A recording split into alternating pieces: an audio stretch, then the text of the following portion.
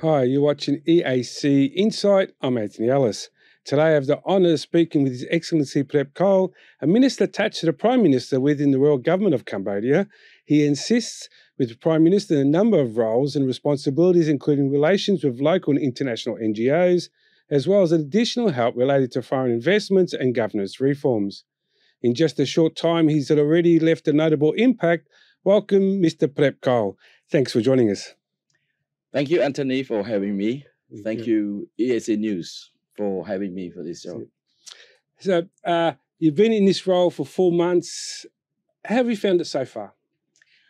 I found it very, very good. For the last few months, I have tried to meet with different government officials, trying to build a relationship, trying to understand what their core roles are and how we can work together to complement each other's role, and also to study to understand what areas that I can contribute most. So it's been a very interesting job compared to the previous career that I used to have for 30 years. But I have liked it, and I found it, I'm ready to do more. So during this last couple of weeks, we've had a change in Prime Minister. As now Prime Minister Hun Manet has taken over, and you'll continue the same job with Hun Manet? Yes, I have been reappointed as a minister attached to the Prime Minister, and I am expecting to continue to assist in the same area where I believe I can contribute the most: foreign investments, international relations, and governance reform. So I'm looking forward to working with the new Prime Minister Hun Manet, and the team from the cabinet that have the relevant tasks to work together. Yeah. Well, congratulations. Thank on you. this. Tell us a little bit about yourself and what your actual role is. We've had a bit of a discussion, and it was quite interesting.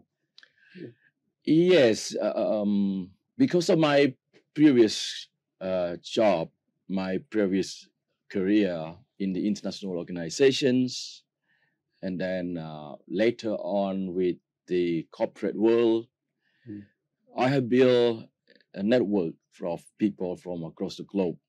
In fact, I have traveled to more than 80 countries. Wow. So, I met with many people. I talked with many government officials, the business owners, entrepreneurs, investors, ambassadors. So I wanted to leverage on those network, on those connection I have, to help in the area of foreign investments, international relations. And I also have the skills and experience in promoting good governance and supporting governance reform in my previous job with the organization, international organization. So I wanted to make use of those skills, experience, and the relationship, the network I have for the best benefit of Cambodia. So when I met with Samdech Prime Minister, former Prime Minister Hun Sen, Samdech Dachu Hun Sen, we spoke about the areas that I can do most, and he endorsed it. So so it was something that I'm happy with. That okay, this is something I can now work on to leverage on my skills, my experience, and my network to serve the government of Cambodia for the great benefit of our people. Excellent, well done. So your role attached to is foreign investments to Cambodia, which already entitles like the Ministry of Commerce, the Ministry of Foreign Affairs, the Council for Development, the CDC, working towards the goal. How crucial is your job regarded, and what influenced you to not join them, but to do on your own sort of thing? It's not on your own, but as with the ministry. Thank you very much. I'm sure some people have that same questions, and it's probably a good time for me to clarify and explain. My job as a minister attached to the Prime Minister, helping with the foreign investment, international relations, and government reform, is a portfolio that I believe to be crucial, to be very important for Cambodia, and that I have relevant skill experience to contribute. So not to be in or not to be working under specific institution probably give me the flexibility, yeah, to work around this, to contribute, to complement. So this role is not, holding any, my role is not holding any authority or decision in terms of regulation, licensing, or anything, right?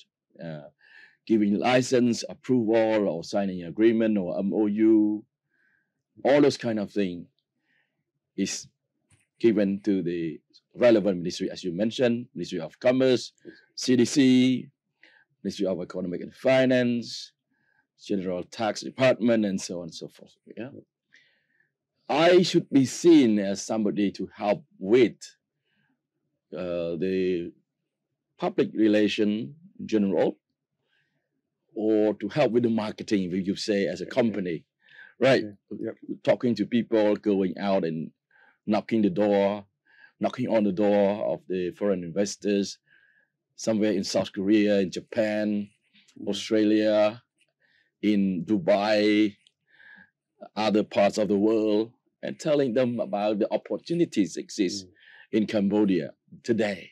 Yeah. What are the incentives that they can, benefit from? They may have heard Cambodia,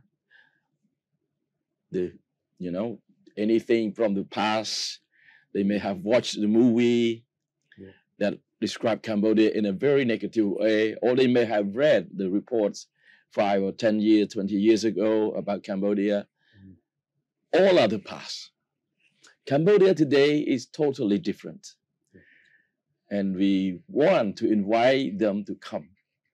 Maybe if they need to see Cambodia, they should come first as a tourist, visit Cambodia, or come together with the mission to do the feasibility studies.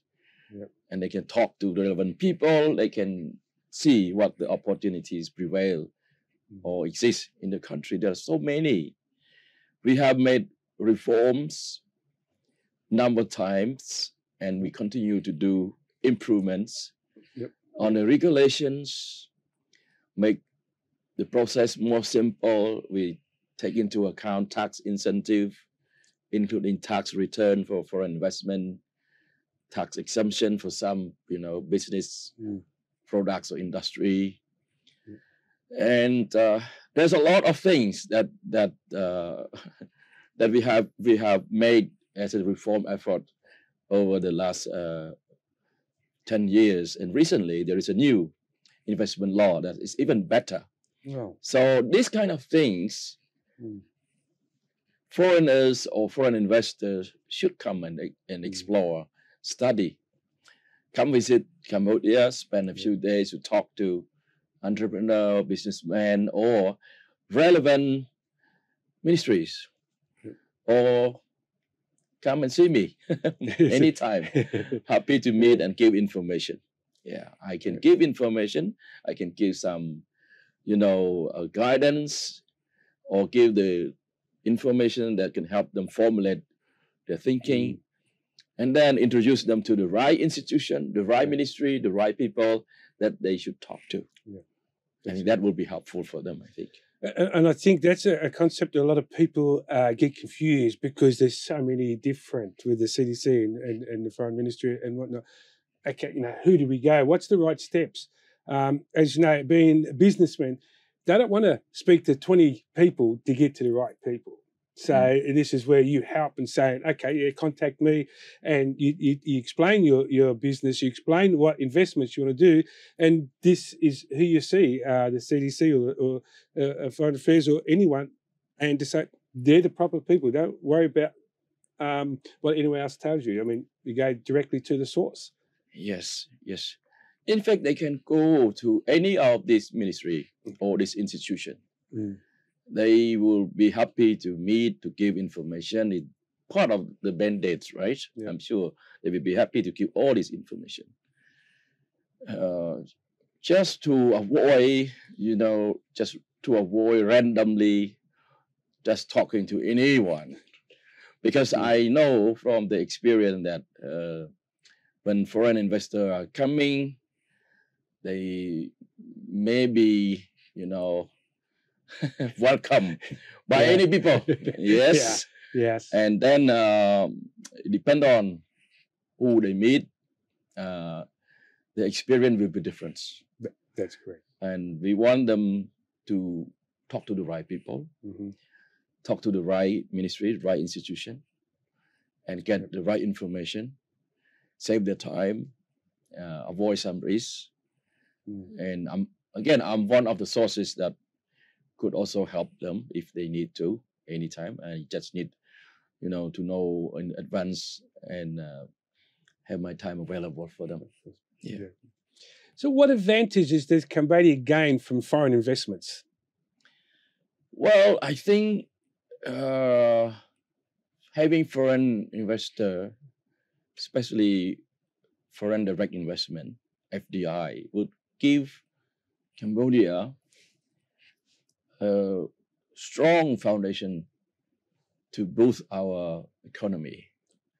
I think we wanted to also help to diversify, the investment in the sense that the country will not be relying on certain sector. For instance, we cannot just rely on tourism industry, real estates, right? Yeah.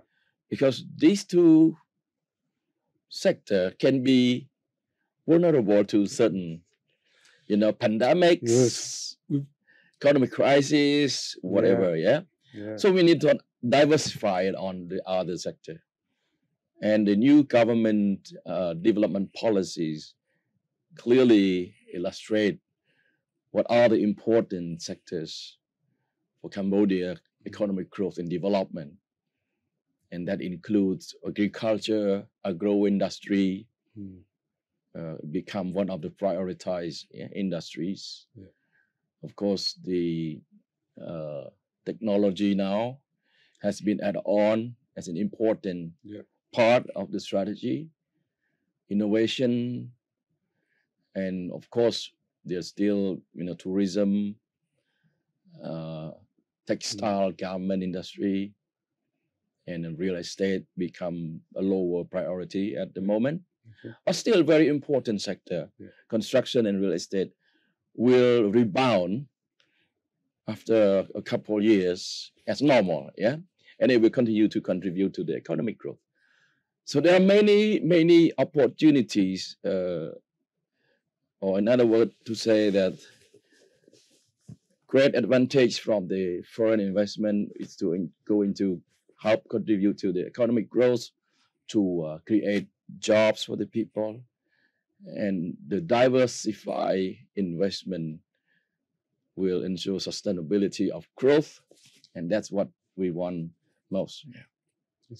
Like you said, pandemics. We've just went through a pandemic. I mean, the whole world. It's changed a lot of things with the pandemic, and now with the government, and I know with Prime Minister Hun Sen, or former Prime Minister, wants to bring Cambodia from upper to higher class, and that's on the top agenda also for Hun Manet. So this is what we're kind of be aiming for with what you've just talking about now then. Absolutely. One of the mandates of the new government is to make or to create a strong foundation for Cambodia to achieve the vision to 2050, which is to lift Cambodia to another stage, right? From the low middle income country to the upper middle income country, and even to the high income country. So this will build the foundation to go on that roadmap to achieve the ultimate goal. Yeah. Okay. Excellent. So we'll just take a break now and we'll come back and we'll hear more from His Excellency Preap Kol. Thank you.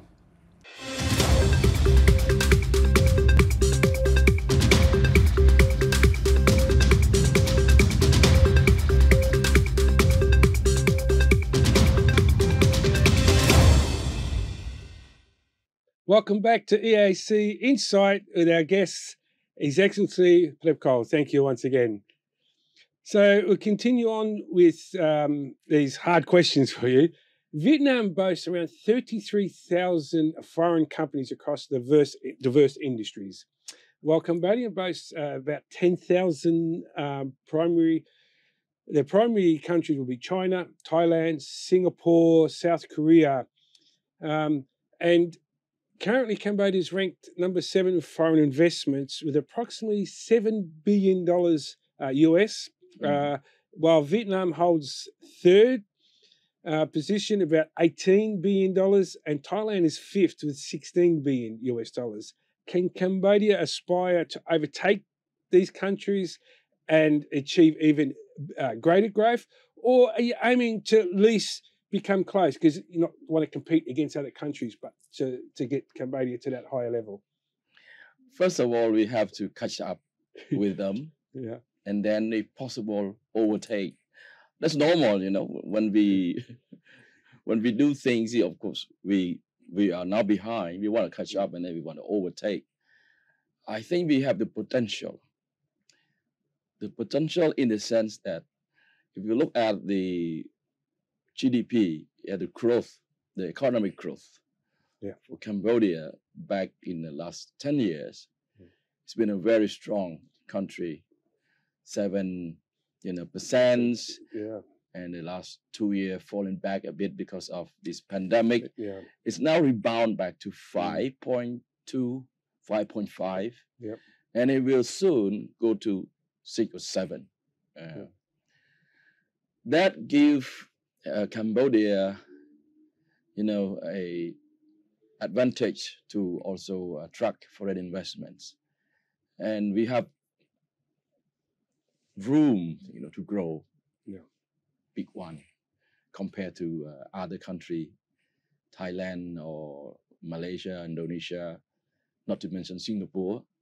So foreigner or foreign investor, they look for a country like underdeveloped or developing country, where there is a good margin of return on investment, should margin, compared to the developed country. If we have good environment, good condition, and respond to their concerns, they will come. Cambodia is a good place. So that's why I'm optimistic that we can catch up first, and then try to work to overtake. Work together toward that. We don't say competing, but of course, if we catch up and then we go or overtake, it would be good for Cambodia.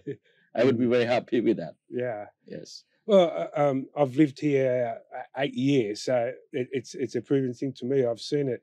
Been coming here for 23 years, so I've seen the growth and the leadership of the Prime Minister Hun Sen and what he's accomplished in such a short time, coming from the unfortunately the genocide regime to become such a great country with the GDP at 5% now after a pandemic. I mean, it's an amazing job. Amazing. And now looking forward with the investments that are showing interest again now, slowly people are starting knocking on doors, I'm sure, and the Cambodians say, well, pandemic's over, knock, knock, let's come and look at you again. What obstacles do you counter in steering investments towards Cambodia instead of the countries like Vietnam, Singapore, Thailand, the surrounding Southeast Asian countries? Just to add on what you just said, I mean, the legacy from Prime Minister Hun Sen you can name it, right? From infrastructure to peace, stability, education, economic growth, human capital, and etc. So many. Yeah. This build the strong foundation for Cambodia to move forward with a very good position. And with the new cabinet, with the new government comprising of many young ministers with high education, dynamics, I am more optimistic that we can speed up, fast track the progress even further. Now, responding to your question, I think we do have some work to do to, address the concerns of some investors. According to my conversations with many of them, they want to see the law enforcement, the legal system is reliable, that the contract compliance, all of that is reliable. And of course, I mean, this is the priority for the new, it's not a reform from the previous government, but also now continue to take on as a priority, part of the reform. So we need to do some work on the rule of law, legal system, and of course, promote transparency, accountability, competitiveness, level playing field, control and tackle corruption, ensuring political stability. All of these are essential to, attract more foreign investors. I think that's already being led to the right direction. Some foreigners or some foreign investors, they are not yet up to date with the changes. Sometimes they look at the previous report, the old, kind of document or the previous experience they face. Things have changed, and I encourage them to revisit and come back and, see the new opportunities. Many. I can assure them that things will only be better, and whatever they experience or what they know in the past is outdated. Who is our main investors here in Cambodia? As in, where do they come from? What countries are mainly investing here in Cambodia? Yeah, most investments come from China. Of course, I mean, people know. We have some from the ASEAN, with Malaysia, with Hong Kong, Taiwan, and we want to do more to attract foreign investment from Japan, more from South Korea, and from the Arab world, even from the European countries. We need to do more. That's why I said earlier that, I mean, to diversify, this investment. I think we also have to work on, this is what touches the previous question, we have to work on these labor skills as well to attract Western investor.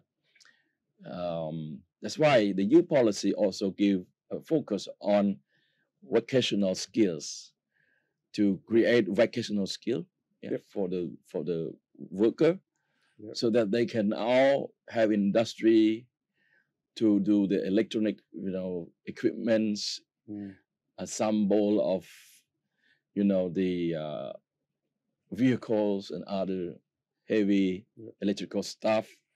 These are the things that we need to also work from our part as well. So basically, anyone from anywhere can open up any kind of business here. There is no rule saying, of course, all legal investments in businesses is that everyone is welcome. And I think that's one of the beautiful things about Cambodia. There's no discrimination and moving forward. Absolutely, anyone can come, open their business, and just follow the simple procedures. Yeah. Now the thing is getting more simple with new law and everything. You're trying to make it simple, and I think what what they need to make sure is that also that they need to go to the right institution, talk to the right people. Yeah. Because in any country, there's always some people who may try to Yeah. take advantage or take benefit here and there. So talking to the right people is important. Mm. Yeah. Exactly. Education in the last 5 or 6 years has been very strong here in Cambodia. Unfortunately, people think, go to Cambodia, it's backwards. I think we have some investment schools with Shrewsbury, and there's a lot of international schools opening up here now, seeing the potential of investment in business, but two, to see the potential in the children going forward, and showing they're just as known as any other country around. I mean, unfortunately, Western people think, it's a third world country, there's no education. But I think in the last at least 5 years, the education has leaped in bound, which has helped Cambodia to get where we are now. Yes.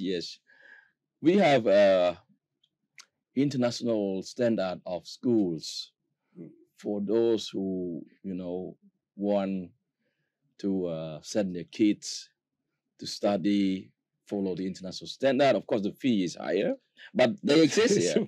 I think any school that around the world is just not. If you go to Harvard, the fees are higher, so there's no difference. It's not because of corruption and bad things. That's just in general. You want good education, you pay for good education. Yes, absolutely. For those diplomats, investors who move in to spend some years here, they don't have to worry about the education for the kids.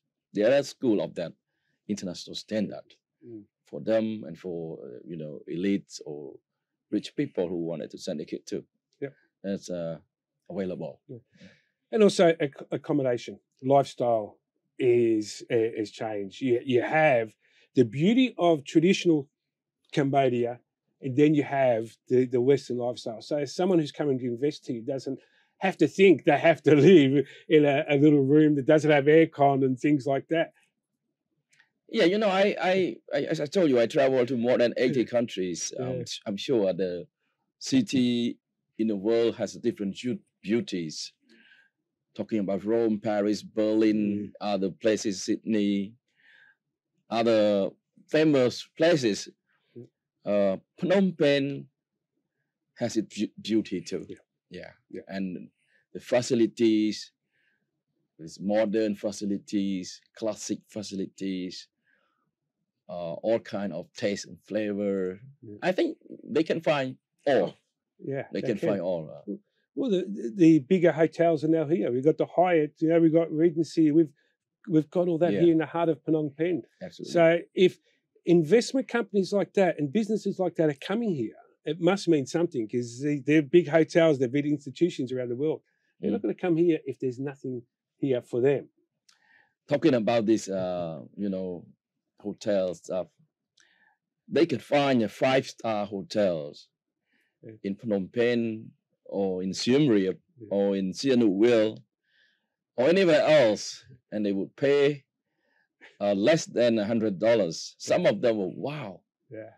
In my country, I'll pay $300 for this kind of 5-star facilities. So Cambodia offer this affordable price at a very high class facilities. That's also nice, right? You pay $80, stay at a 5-star hotel. Yeah. And you go to Singapore or Japan or Dubai or other places, it's not less than $250 or $300. Yeah. Huge difference. Yeah. To finish up, any last words to anyone who wants to invest here in Cambodia? Anything you could suggest or recommend? Yeah, I would say once again that Cambodia have made reforms and will continue to make improvements on the area of good governance, rule of law, and to make the procedure more simple. And the new investment law and policy just give additional incentive and benefits to the investor. Yeah. And I encourage them to come, do the feasibility study, explore the opportunities.